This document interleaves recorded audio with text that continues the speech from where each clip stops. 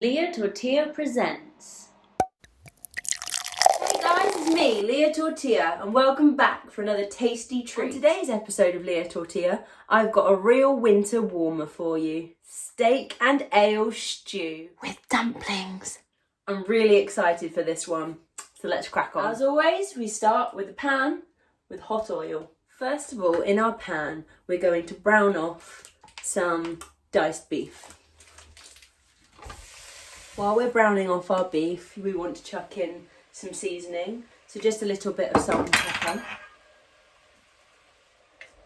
So once your beef is nice and brown, we're going to strain it of all fat, put the beef to the side for a moment, and then put the pan back on the heat. To our pan, we're going to add onions and garlic. Make sure you chop these quite fine.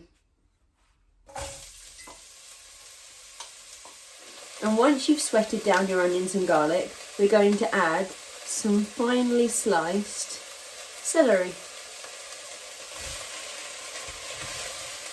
And after the celery, we add carrots. Now with these carrots, I have just sliced them very thinly, but you can grate them, you can cut them into little cubes, you could do whatever you want, however you like your carrots. You could even put them in their whole if you want to use baby carrots, but I've sliced mine.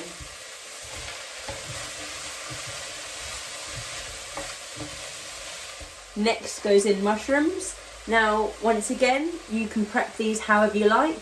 I've just sliced mine. You could cut them into cubes. If you have tiny button mushrooms, then you can put them in whole. You know, do what you like. Oh, and you want your pan on a medium heat. So now all our veg is in there and that's cooking down nicely. We're going to crack on and add our herbs. So here, I've got some thyme. Some rosemary. We're going to add a pinch of salt and pepper. Never forget your seasoning. And now you can see all of the veg has started to cook down. We're going to add some tomato puree.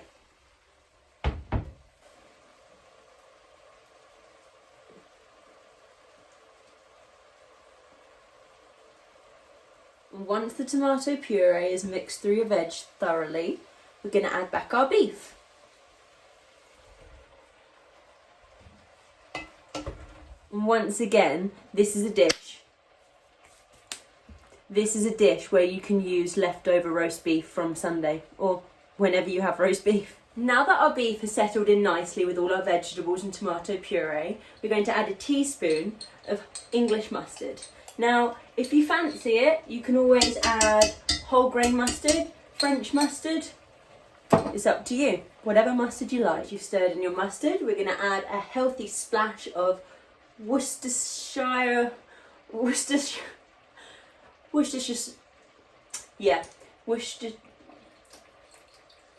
Liam Perrings, that stuff. And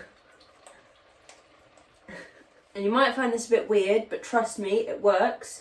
We're going to add a splash of dark soy sauce. Now we're going to crack open a bottle of ale and pour that in there.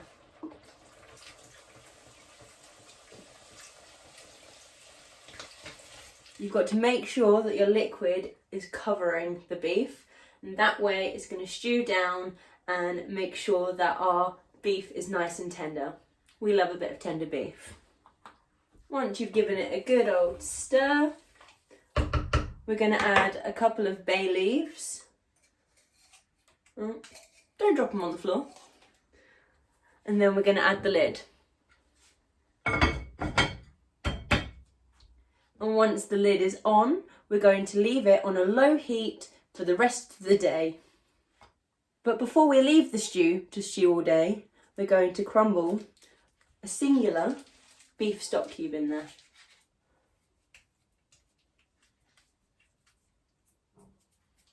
The lid on our stew and a low heat will ensure that our beef is nice and tender. Like I said before, we love it when our beef is nice and tender. Now the dumplings that I'm going to make will be made with suet, so that's animal product.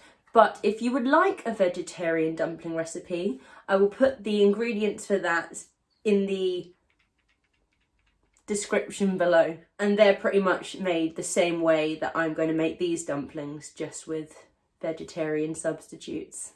Okay, so to make our suet dumplings, we need 50 grams of suet, we need 100 grams of self-raising flour, and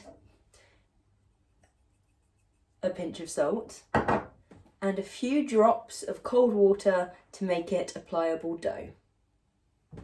So it's pretty self-explanatory. We add the suet to our flour and salt, and then we add a few drops of water, and you mix it together till it forms a dough.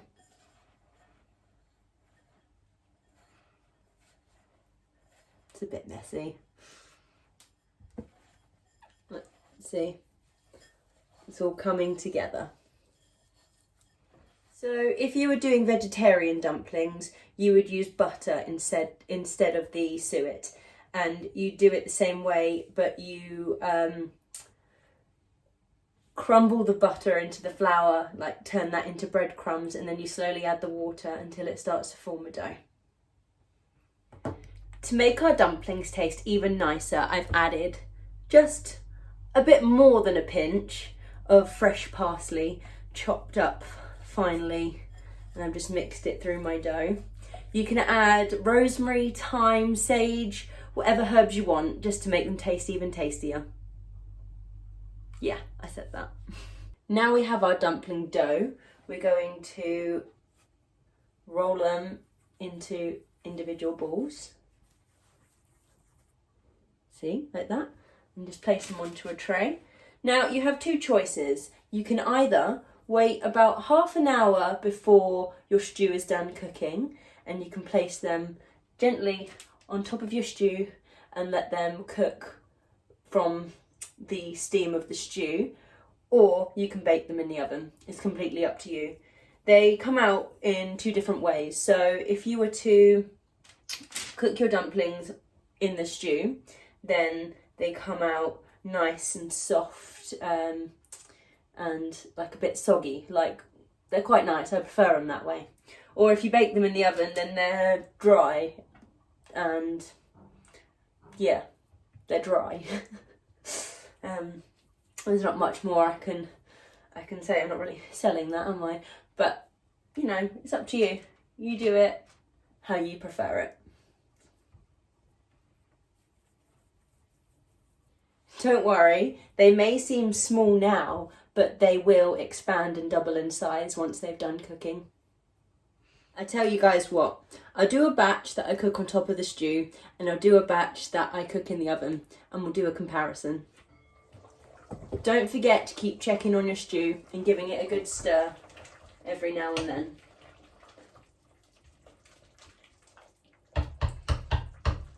Smells lovely. So homely. I just remembered what also is really nice in dumplings, especially the vegetarian dumplings, is secret ingredient, grated cheese. So to the batch that I am going to cook in the oven, I've added a handful of grated mozzarella cheese. So these are my cheesy dumplings that I'm going to put in the oven at 180 degrees for 20 to 25 minutes.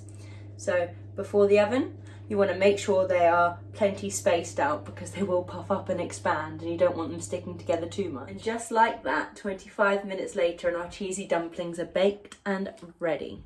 Just like a bread roll, you know when they're done when you tap the bottom and they sound hollow. Okay, so our steak and ale stew has been cooking all day, and our beef is now really super tender. It's coming up to about half an hour now till it's time to serve dinner. So we're going to crank up the heat and bring it to a gentle simmer, and we're going to thicken the sauce just slightly. So now you have two options to thicken your sauce. So either you can use a tablespoon of cornflour and dilute it in some water, or you can cheat and you can use instant gravy powder. Now, both ways work absolutely fine. It's completely up to you what you're going to do, but I'm going to use the cornflour method. So you can see and you can hear that my stew is simmering away nicely.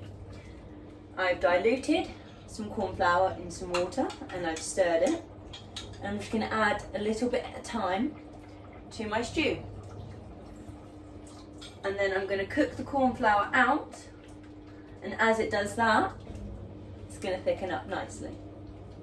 Now my corn flour has cooked out and my sauce has thickened up nicely, I'm going to add dumplings to the top of the stew. Just pop them on top and then add the lid, and then we let them cook for about half an hour.